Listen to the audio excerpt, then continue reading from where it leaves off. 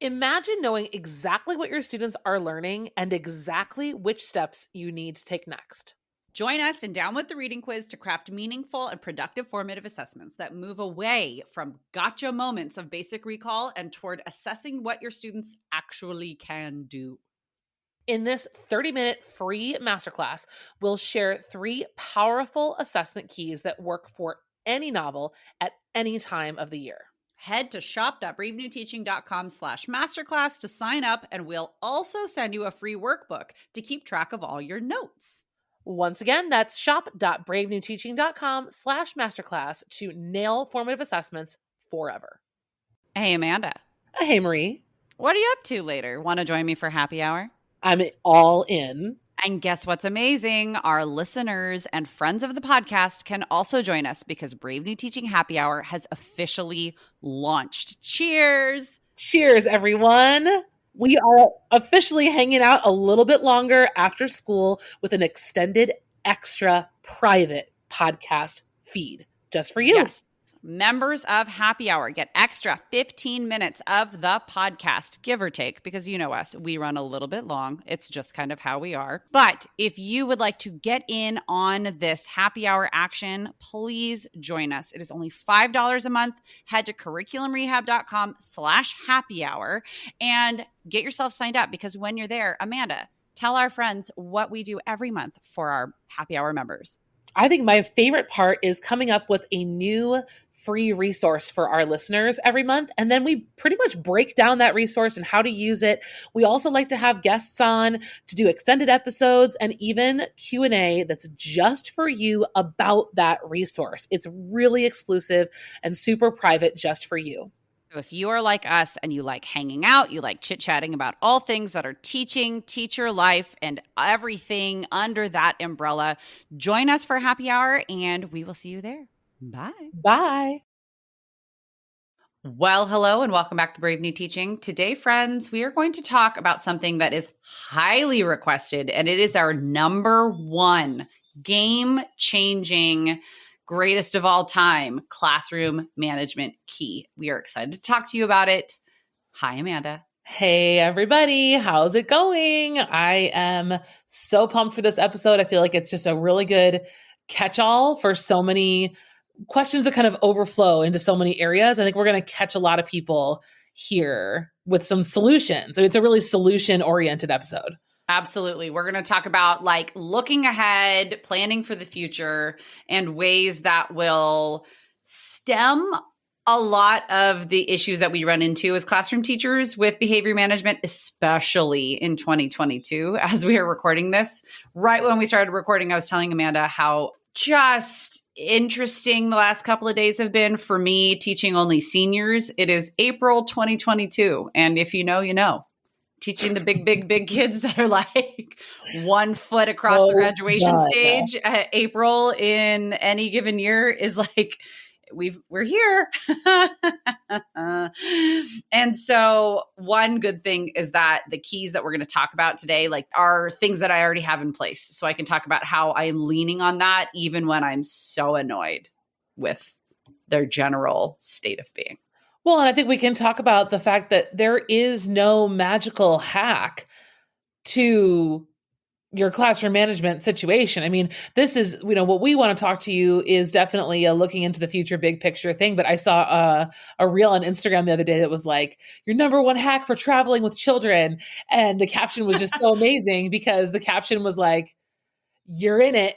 There is no hack. You're doing it. Just do it. You're going to be fine. And, it's that's kind funny. Of just, that's the idea here too, is that we're not here with some kind of snake oil promise of, one size fits all kind of solution. But we do have things that have drastically changed the climate of our classrooms and the way that we handle behavior issues and conflict and things that happen naturally amongst adults and teenagers. I mean, this is just the way of the world, and we're ready to help you get over the big hurdles.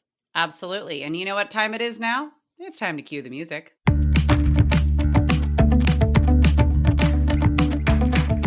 You're listening to Brave New Teaching, and we are so much more than a podcast. We give teachers the inspiration, support, and tools to challenge the status quo. I'm Amanda, and I'm a former English teacher from Illinois. And I'm Marie, and I'm a teacher from Southern California. Join us at bravenewteaching.com to find out more about our courses, festivals, and get every episode's show notes. We're so glad you're here. Enjoy the show.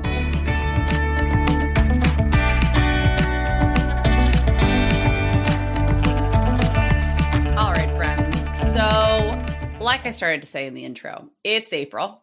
I have all 12th graders, and that's its own special just layer of cake. But that's not a saying, but it's going to be now. I know that we all know, if you've been around kids, period, you know, when it starts getting warm out, when it starts, like you reach that point in the year, there are always seasons to the year where classroom management, behavior management starts to get a little dicey. And it's like leading up to a big break, like right before winter break is always like leading up to even like President's Weekend, you know, that like, or like the 3-day weekends that we start to get towards the end of winter, spring break. But there is nothing like the end of the school year for behavior management. I feel like that part is hard, but so is like when the honeymoon is over at the beginning of the year. Yeah, you're totally right. Know them. It's like, but and that's I think what's so frustrating about classroom management is that you've done all this work through the honeymoon period of getting your systems in place. The kids act out, you solve it, you crack the case. But then, like you said, there are still seasons where it keeps coming back. And the hardest is the end of the year again, because you've done all this work. You love these kids. You feel like you've got this awesome relationship. And then they're acting like total goofballs. That is the PG version of the word that I really want to use. And you're like, guys, like, what gives? You know, we had this great, respectful relationship and they're bonkers. Well, and a couple episodes while you were gone, one of the solo ones that I did was in response to a bunch of different questions. And one of the questions that I got was, how do you not take it personally when kids act up? I mean, and what I said was, if I took it personally every time a child acted up, including my own, who I birthed into this world, I would not get a lot done. Like I would be very upset all the time and I would also be totally misinterpreting situations. It's not about me. It's not about us as teachers. Is it an affront to us when students outright act out and it's at us or in front of us or in our class? Yeah, absolutely. I mean, that's annoying and we have to deal with it.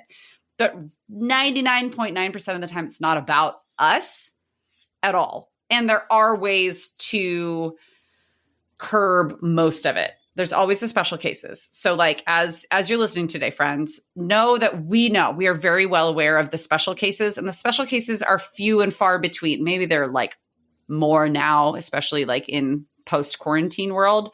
But like I'm holding out hope that behavior will go back to the normal seasons of behavior in the next few years as we like come out of kids learning from home and get back to more of the way it used to be. There are ways to deal with very like proactive behavior or like actions that we can take. That's what we're going to talk about today. Do you want to kick us off? Because I'm rambling. No, I mean, I don't think you're rambling. I think you're really just setting the stage for what we want to go over today. And that is the big picture.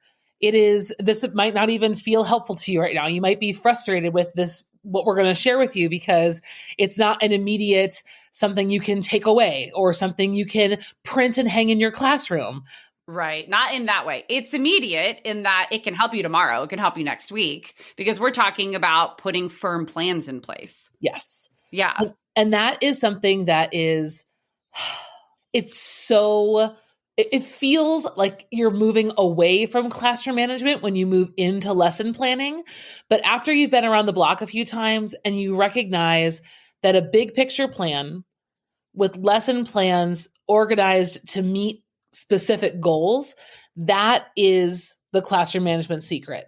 I can tell you right now, I can distinctly remember the differences between my first, I'd say 4 or 5 years of teaching if I described that time, it was, I had a blank slate. I could teach whatever I wanted. I thought it was amazing.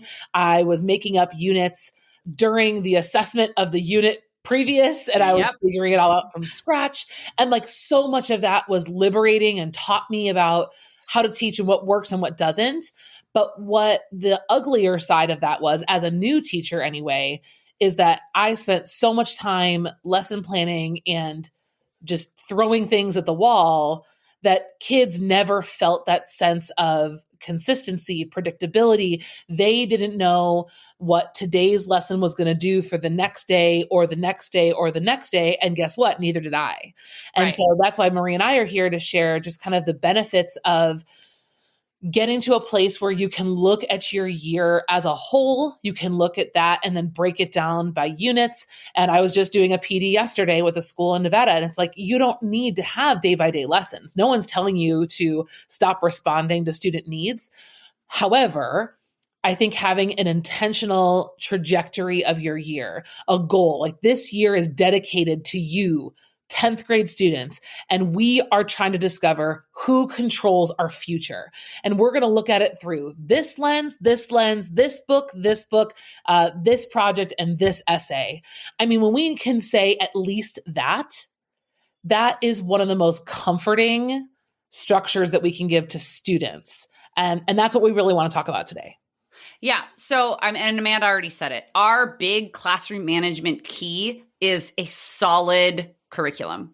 It is knowing where you're going with students. It's knowing how you're going to get there. And it's knowing, like really understanding your foundation has been created where you as the teacher, as the instructor, will be able to respond to student needs along the way and still get to the goal in mind or get to some semblance of that goal in mind.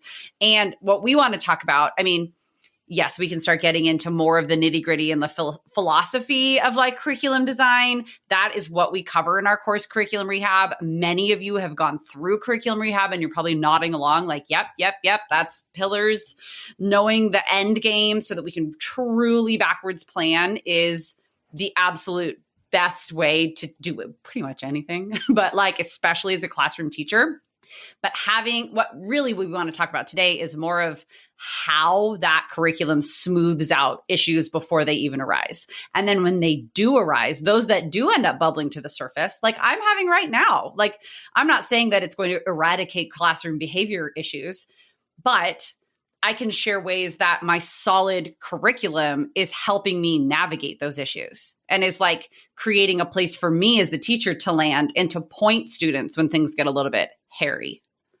I think to that point, I would say like my number one in that is having, if I were to choose, if there were two worlds I could live in and the options were less is more and do all the things, I want to live in less is more land. And this goes back to that, comment I made earlier about the, planning as you go and trying all the things. Like it's really fun.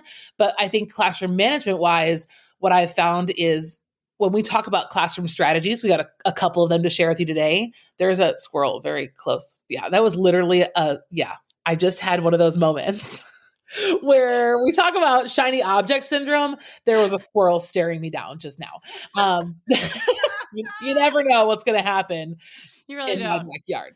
But no, I really do think that predictable structures within these units, within these years is one of the best things you can do for yourself, because it's when, you have a PD person come in or you have, you found a new website and you're like, oh, I got to try it. So they're finding the balance between trying new things and having systems in your class of things that you do regularly and do them well and get better at them.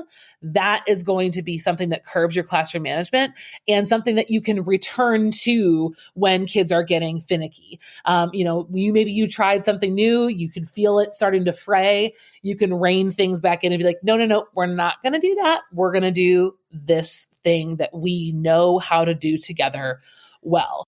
Back to home base, right? Like it's back to home base. Let's get back to our foundation and then we can settle and then move forward. Yeah. That's what always happened to me. Like whenever I felt like I came back from a break or we got toward the end of the year, sometimes I would stop doing bell work. So I would like let the beginning of class, right? Like, oh my gosh, like, because you think, okay, let's just get the class started. We don't need this anymore. And then by like day 4 or 5, you're like, what was I thinking? What was I doing?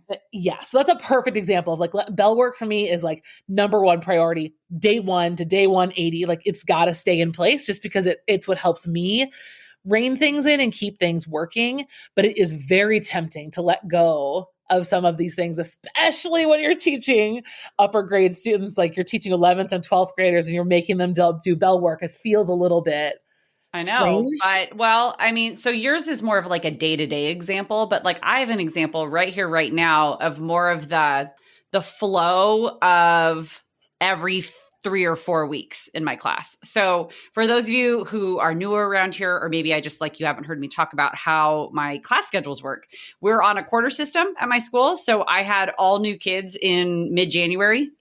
I had all new kids mid-January. Is that the right way to say that? Yes. That sounded better. Thank you. I finished off, right, like the whole entire course at the beginning of the year. And then now I'm whole new batch. And we're rounding out the last quarter of the years, coming slowly to a close. I don't know. We've got 8 weeks left as we're recording this. And so in a 9-week quarter, I normally have maybe 3 3-week units, or I'll have 2 units, one that's like 4 and one, like 5, whatever. Within those units, though, I like to kind of template it out or just have like a regular flow to things. Like day to day, we'll have Monday's normally going to be something where we're setting up what's going to be happening the whole rest of the week. So there's going to be some like new content being introduced. And then Tuesday, we'll deal with it. And Wednesday, there's going to be some sort of an assessment practice. And Thursday is going to be a lot of discussion or independent work. Like it's much more loosey-goosey. Friday is going to be some sort of a assessment and a activity, something a little bit more interactive and more creative, maybe. Having that structure to the week, I have found I can lean on it. Yep. I can lean on it. I design my curriculum around it.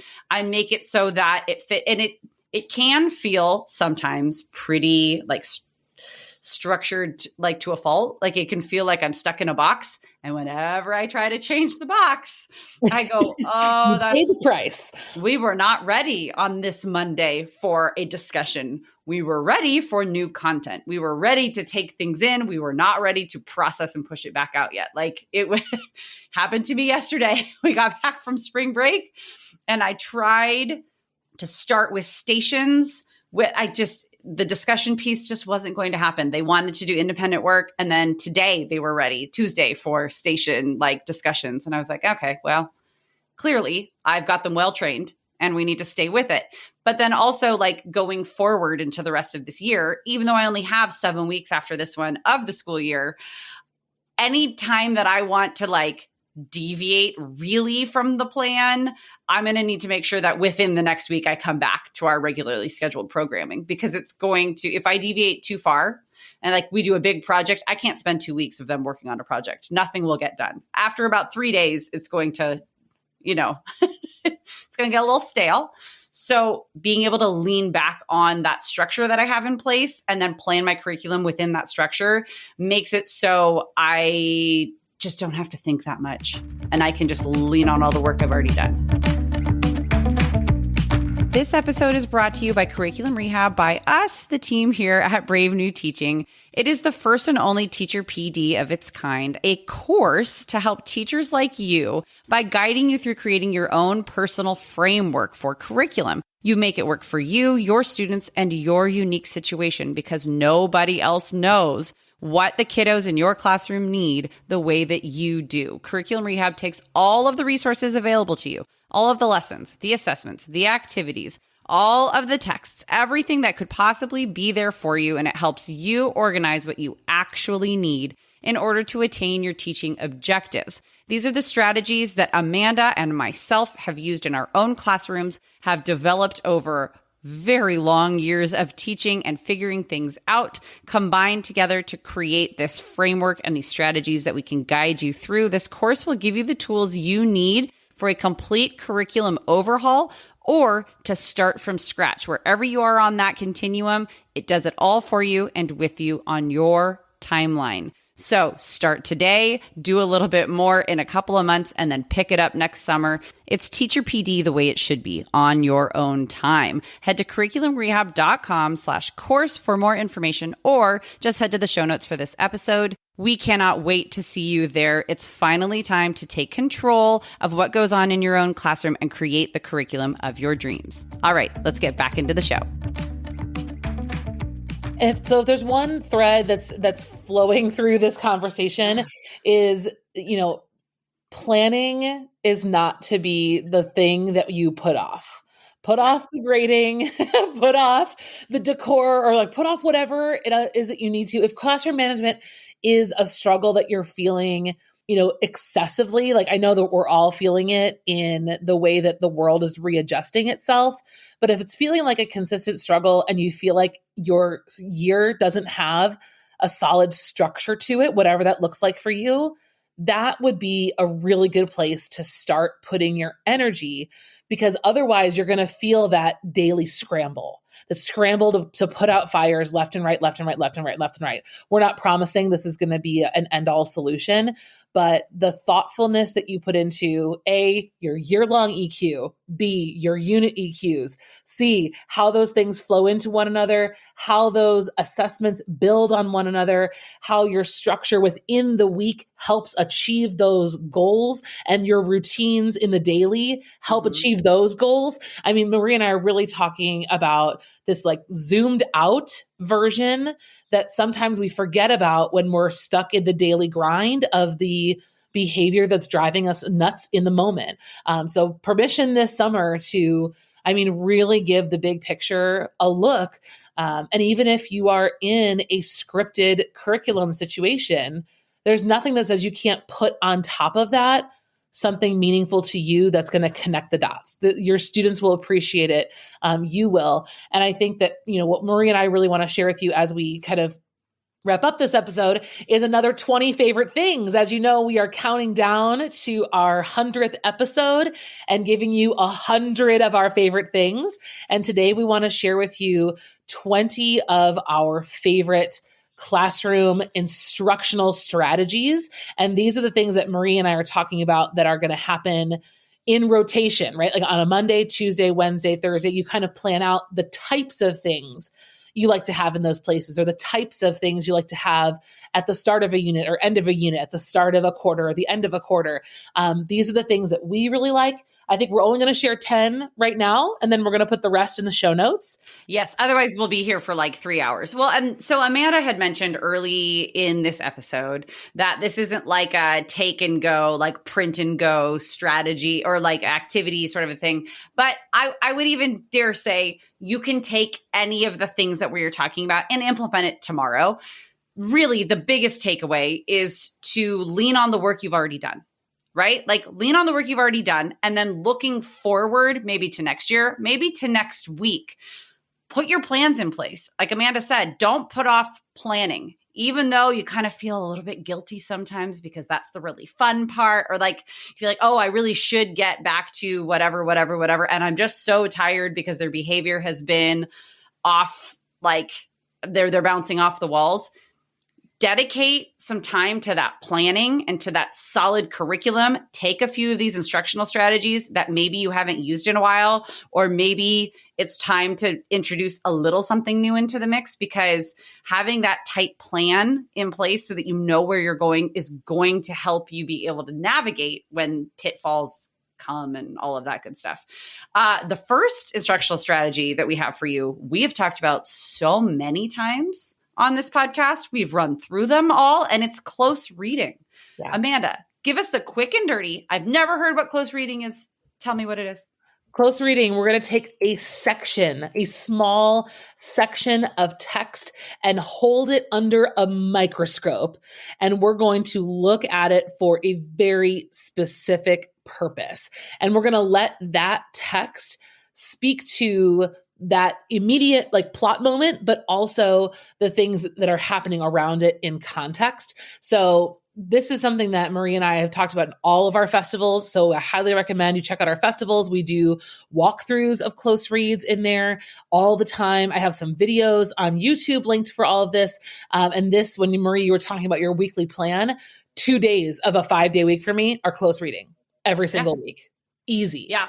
There are variations of it, but it is for sure close reading twice a week.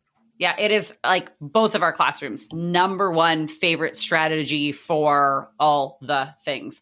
Our second favorite strategy for your classroom is a Socratic seminar or a structured discussion. right? Like a highly structured discussion. If you missed our discussion series, it's in the 70s, the low 70s. We've got 3 episodes, numbers of episodes, 3 episodes that talk about discussion, and we talk in depth about different types of discussion, Socratic seminar being one of them. Yep. It's great for assessment, but it's also great for introducing ideas and instruction from that standpoint.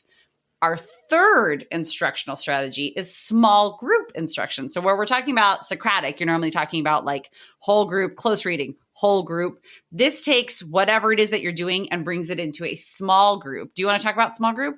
That's my other day. Yes. So if we're at 5 days a week, 1 day is dedicated to something small group, and then 2 days are close reading. Small group can be so many things. I think what's wonderful about small group is it can be homogeneous, heterogeneous. The numbers don't have to be equal. I can have, typically I like to do a small group activity following some kind of formative assessment. So I'm using whatever I learned in that formative to kind of put me into a position where I can now group students in a way that's going to help me either reteach, challenge, or circle back on something. So I can, small group for me is really instructionally powerful in that way, especially, like I said, the day after an assessment, because a lot of times I'll take, these 3 kids are rock stars. They got it. No problem. I'm going to give them a totally separate task. I've got another section of kids who maybe need to reread something. So that's what they're going to do. So my groups can be doing different things. They can be doing close reading and looking for different things. Sometimes if we read a passage, I might have one group looking at the use of personification. The other group is looking more at the context, the speaker and the context of the passage, right? So everyone can look at something different. I think it's just one of the most flexible and I think sometimes we try to overcomplicate the world of teaching, and small groups is just, if you kids learn at the beginning of the year how you do small groups, like how they get to small groups, where they go, how they turn their desks, when that procedural stuff is trained in them, it's just such a nice go-to flexible strategy that you don't have to overthink. And it's a nice way to break up the week. Like, Yes. with 41 kids in my class, it's nice to be able to sit down with a smaller group of even 10 to be able to like look them in the eyes directly. Yes. Like it's a humanizing point too. That is just a little bit different. Okay. The next one I know is one of your favorites. I don't know the last time. Oh no, I do know the last time I did a Venn diagram. It was not that recently. So I don't think I've ever put this out here. I don't know why I don't talk about this. I should do an entirely separate episode just on the Venn diagram. So not the Venn diagram, but what I like to use, I believe maybe it's a Kagan strategy. I'm like pulling this from an early part of my career, and I've used it for a long time because it works. But basically the Venn diagram that I use is sectioned. So you have your 2 circles overlapping, but then what I add across are lines. So let's say just for fun, we're doing, sinners in the hands of an angry God and Obama's eulogy for John. No, we have talked about this. We talked about this with those texts. Yes. I think that's one of our early episode. Yes, we will. It's where we talked about it's about teaching American documents or something like that. Yeah, the key is like when you draw these lines across the Venn diagram, you're categorizing what they're looking to compare. So the first thing that they might compare and contrast is the speaker. Then they're going to compare and contrast the tone. Then they're going to compare and contrast the setting. Then they're going to compare and contrast, right? So like you on that left-hand side, like all the way on the left-hand side, can name the different categories of what you want students to compare and contrast. This lesson is so freaking brilliant, and like it flows so nicely because, right, you've read the texts probably the day before. You come in and talk about small groups. I can assign each small group a different section. Then they can share out from their small group and we collaborate together. Small groups can work on the whole thing. We can share out together. I feel like it just fits that perfect lesson plan time beat, between like, I give some instructions, they work, we share, they work, I share. It's not too overwhelming of a task. Like it's a small space, but they can do chunks it up. It chunks it up nicely. It makes it concentrated. And the visual that you're describing makes it approachable and accessible. And then it's ready for writing. But it's like, ready. it's very easy for the next day, or if her homework or however you do it is then to ask a question where the kids produce writing because they've got a ton of pre-brain work done. Well, and this, I'm going to skip ahead one on our list here. But this leads us to one of my absolute favorites, which is this jigsaw. Oh, yeah. Right? Or like sometimes I'll call 100%. it experts in the room because Yes. I don't know, jigsaw makes me think of that one horror movie. But like I have nightmares about where that still. we make them, in, where kids get to be in smaller groups or whether at their 4-person table of person 1, 2, 3, 4, you're each responsible for a different piece of whatever it is. And then there's so much students can learn about learning through inquiry and finding things out for themselves, or like you can do, it's like small group instruction where you can do smaller tasks and then they get to share out where they're not completely responsible for everything. But at the same time, they are practicing smaller skills like note taking, like research, like whatever it is, and then sharing out what they learned with the rest of their group. I do like a good jigsaw. If you've never done it. Oh, sorry. Go ahead, Marie. No, I just like to call it experts in the room, or I like to call it different things to make it sound fancier than it is. There's a really great, I'll link it in the show notes. There's a great animated video that Jen Gonzalez at the Cult of Pedagogy, back in the day, she was making instructional videos like this, and her jigsaw one, I always link for people because it's so cleanly and clearly explained. So if you're new to jigsaw or struggling with jigsaw, her little video is super helpful. That's a good one. Let's talk about 4 corners. I like me a good 4 corners. I will never forget when you were like, oh, you're virtual? Just do 4 corners. And I was like, I don't understand any of the things you're saying. And then you were like, on a Google slide. And I was like, oh my gosh, I hate myself. On a Jamboard. Duh. Yeah. Okay, so I think that the common thread of why Marie and I are finding all of these to be in our comfort zone is that I think a lot of these strategies have a structure that we can teach. We can rinse and repeat the type of activity, but they're so open of what you can put into them in terms of content. And they're so flexible in that kids might be like, oh, another 4 corners. Like they're not, because the conversation is totally different. Right. Because they've learned the task, but what they're doing with the task or the way that they're using the strategy is different. For kids with 4 corners, kids love to talk about their opinions on things. And so in 4 corners, they can have any one of 4 opinions, or 3 corners, or 5 corners, like however you want to call it that. But it's basically, here's a statement. This corner means this opinion. This one means this one, right? And they move physically to their according opinion, and they have to choose something. And you can step that up to a philosophical chairs version where, corners are trying to convince people to move from the corner where they're standing and, gain followers in a way. And that's really nice. It's something that if it's not going well, you can shut it down.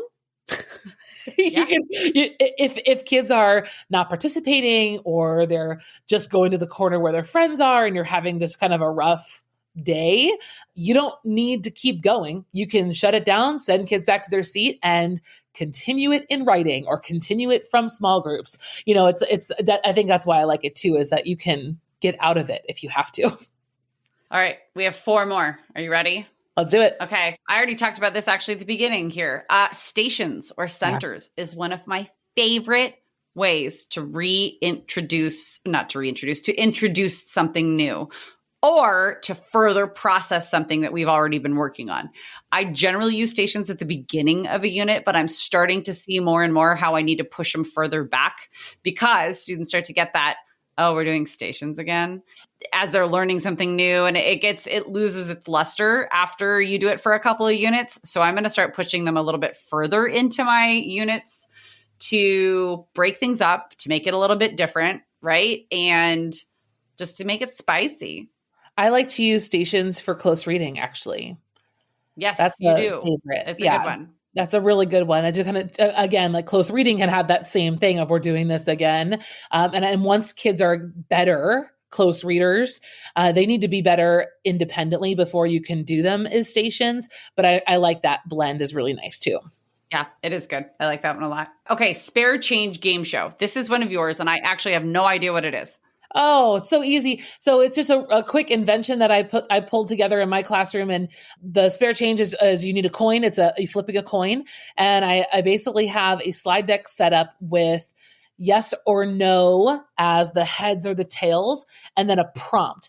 So students are in pairs or in teams, however you want to do it, and the prompt that's there is something, I don't know, either novel centered or it could just be argumentative. And then the goal of it is that students will be engaged in debate and argument. They're practicing using evidence, thinking on their feet, and they're thinking counter argument. And so the way it works is I put on the screen, it says yes, no, and then the prompt, and then they flip a coin to figure out which side they have to argue.